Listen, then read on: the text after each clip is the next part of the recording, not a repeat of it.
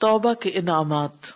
لوگ جب سے پیدا کیے گئے مسلسل سفر کر رہے ہیں. یہ دنیا نہ تو وطن ہے اور نہ ہی پرماننٹ ریزیڈنس کی جگہ، بلکہ یہ تو عبور کرنے کی جگہ ہے، کراسنگ پوائنٹ ہے، جنکشن ہے اور ایک پیسج ہے. مثلاً آپ کسی بلڈنگ میں داخل ہوتے ہیں تو جہاں آپ کو جانا ہوتا ہے وہاں جانے تک کے لیے راستے میں کیا ہوتا ہے؟ ایک گزرگاہ ہوتی ہے، ایک پیسج ہوتا ہے، اور وہاں سے آپ کیا کرتے ہیں؟ گزر جاتے ہیں اور پہنچتے ہیں اپنی منزل تک. تو دنیا جو ہے یہ قرار کی جگہ نہیں ہے، منزل نہیں ہے، ایک پل ہے عبور کرنے کی جگہ. پل سے کیسے گزرتے ہیں؟ کسی گلی سے، سڑک سے کیسے گزر جاتے؟ وہاں کھڑے تھوڑی ہوتے ہیں، چلتے جاتے ہیں کیونکہ مسافر ہیں، پاسر بائے. اور نہیں ختم ہوگا سفر مگر اللہ کے سامنے آ کر، اللہ کی طرف آ کر ہی سفر ختم ہوگا. یعنی جب ہم اللہ کے پاس پہنچ جائیں گے، اللہ کے سامنے جا کھڑے ہوں گے، وہ ہے منزل. جس نے بھیجا ہے نا، جس نے پیدا کیا ہے، ایک دن واپس اس کے سامنے جا کے کھڑے ہونا ہے، اس تک واپس پہنچ. تو جس نے اپنے سفر میں اچھا طریقہ اختیار کیا، اچھی طرح یہ سفر گزارا، تو اسے ہمیشہ کی جنت میں ہمیشہ کی نعمتوں کے ساتھ بدلہ دیا جائے گا. اور جس نے اپنے سفر میں برا کیا، یعنی اس سفر کو ٹھیک سے نہیں گزارا، ایکسیڈنٹس کیے، اسے جزا دی جائے گی عذاب علیم کے ساتھ، دردناک پین فل پنشمنٹ کے ساتھ، فی جہنم میں. تو خوش قسمت ہے وہ جس نے تیاری کی اس سفر کے لیے اور اس کے لیے پوری طرح تیار ہو گیا، اور اس نے لے لیا زاد راہ تقوی اور نیک اعمال کا. یعنی سفر میں اپنے ساتھ کیا رکھا؟ دل میں تقوی اور ظاہر میں نیک اعمال. اور بدبخت ہے وہ جس نے ضائع کر دی اپنی عمر غفلت اور گناہوں میں، اپنے اصل منزل کو بھولا رہا، غافل رہا. تو اس کی آمد اپنے رب کے سامنے گناہگاروں، نافرمانوں اور مجرموں کی طرح ہوگی. یعنی ایسا شخص نافرمان، گناہگار اور مجرم بن کر کھڑا ہوگا اپنے رب کے سامنے. قرآن مجید میں آتا ہے نا، انہ من یأتی ربہ مجرما. کچھ لوگ ہوں گے جو فرما بردار حیثیت میں اپنے رب کے سامنے اطاعت کے ساتھ، نیک اعمال کے ساتھ کھڑے ہوں گے، اور کچھ مجرم بن کے کھڑے ہوں گے. یعنی اس سفر کے دوران انسان سے لامحالہ طور پر لازماً کچھ نہ کچھ ایسی باتیں ہو جاتی ہیں، کچھ ایسے کام ہو جاتے ہیں جو پسندیدہ نہیں، جن پہ اس کی تعریف نہیں کی جاتی، اس کو اپریشیٹ نہیں کیا جا سکتا. کیوں ایسا کیوں ہوتا ہے؟ آپ کے ساتھ ہوتا ہے کہ آپ ایک بات کہنے کے بعد سوچتے ہیں مجھے یہ نہیں کہنا چاہیے تھا؟ کبھی ہوا ایسے؟ اگر اس وقت آپ کا دل کہے بھی نہ، نہیں ٹھیک ہے تم سے، لیکن ایک دن گزرتا تو پھر انسان کہتا کیا فائدہ ہوا، نہ ہی کہتا تو اچھا تھا، آئندہ تو میں ایسا کبھی نہیں کروں. پھر کیا ہوتا؟ پھر ویسی سچویشن آ جاتی، پھر ہم بھول جاتے ہیں، پھر سلپ ہو جاتی. یاد رکھیے آدم علیہ السلام کی بھی ایک سلپ شیطان نے ان کو بٹکا دیا تھا. تو ہم سے تو کتنی ہی سلپس ہوتی رہتی، کتنی دفعہ پھسلتے ہیں، کبھی زبان پھسلتی ہے، کبھی پاؤں پھسلتا ہے، کیونکہ انسان انوسینٹ نہیں، اور وہ ہر وقت نسیان اور غفلت کا شکار رہتا ہی رہتا ہے. یعنی اس سے اکثر بھول چوک ہوتی رہتی ہے، غفلت ہوتی ہے. یعنی بہت سے ہمارے گناہ صرف بھولنے کی وجہ سے ہوتے ہیں. ویسے نماز میں کوتاہی کیوں ہوتی ہے؟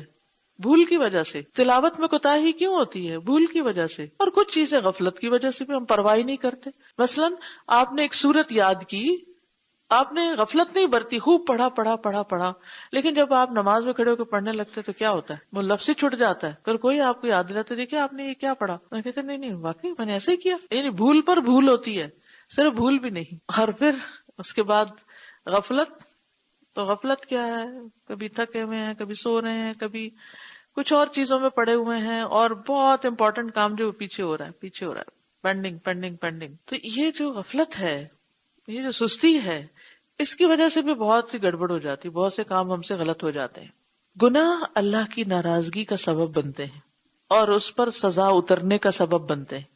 تو نہیں چھوڑا اللہ عز و جل نے اپنے بندوں کو گناہ کا قیدی، یعنی گناہ کے اندر پکڑ نہیں لیا، اور حیرت اور قلق اور بے چینی کا نشانہ بنا کے نہیں چھوڑ دیا. یعنی اللہ عز و جل نے اپنے بندوں کو نافرمانی کے لیے بیکار نہیں چھوڑ دیا، یا اس میں اسیر نہیں کر دیا، یا پریشانی اور بے چینی کا نشانہ بنا کے نہیں چھوڑ دیا کہ اب ان کو رستہ ہی نہیں بتائے کہ کدھر جائیں وہ. اب دیکھیے کہ جب بھی انسان کسی جگہ پہنچنا چاہتا ہے تو بعض اوقات آپ نے دیکھا ہوگا میپ ہوتے ہوئے، ریمائنڈر ہوتے ہوئے، آپ میں سے جو لوگ ڈرائیونگ کرتے ہیں ان سب کو پتا ہوگا کہ وہ جو ہم نے گوگل میپ کھولا ہوا ہوتا ہے اس کے ساتھ ساتھ وہ بیچاری بول بھی رہی ہوتی ہے اتنے میٹر کے بعد ٹرن رائٹ اور ٹرن لیفٹ. کیا کرتے ہیں ہم؟ کبھی نہیں بھولے؟ کیوں بھول جاتے ہیں؟ پھر بھئی وہ دیکھ بھی رہے ہیں اور سن بھی رہے ہیں، پھر کچھ اور کر رہے ہیں، کیونکہ ہم ہر وقت حاضر دماغ نہیں رہتے، بار بار غلط ٹرن لیتے ہیں، بار بار.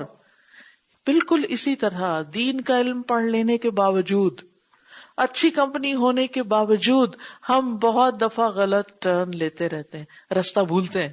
اچھا جب بھولتے ہیں تو پھر کون بتاتا ہے ہمیں؟ یا تو وہی کتاب دوبارہ پڑھیں تو بتاتی، وہ نقشہ دوبارہ دیکھیں تو بتاتا ہے اچھا، یا وہ پھر ہمیں گھما گھما کے واپس اس سڑک پر لے کر آتی. ایک لمبے راستے سے وہ کہتے پھر ادھر مڑو، تو آپ کہتے ہیں نہیں مجھے تو رائٹ، یہ واپس کیوں مڑوا رہے ہیں؟ پھر پتہ چلتا ہے وہ ہم نے تو ٹرننگ مس کر دی تھی. اب آپ دیکھیے کہ اسی طرح ہم اللہ کی طرف سفر کر رہے ہیں. یہ سفر کا کانسیپٹ یاد رکھیے کیونکہ بہت سی چیزیں اس سے کنیکٹ ہوتی ہیں.